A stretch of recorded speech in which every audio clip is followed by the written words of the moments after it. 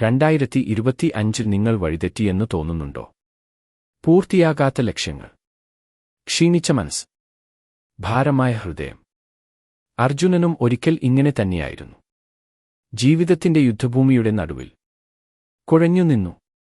അവബോധം നഷ്ടപ്പെട്ട്, സ്വയം സംശയിച്ച്. കൃഷ്ണൻ ആർത്തുവിളിച്ചില്ല.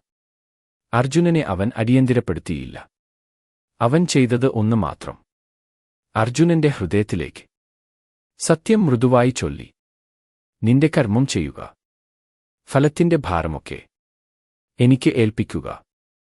ആ മന്ദസ്മരം ഇന്നും നിലനിൽക്കുന്നു.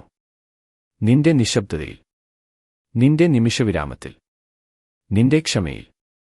ലോകം നിന്നെ ഓടിച്ചാൽ നിന്നെ ഒരുക്കാൻ കൃഷ്ണൻ നിന്റെ ചുവടുകൾ മന്ദമാക്കും.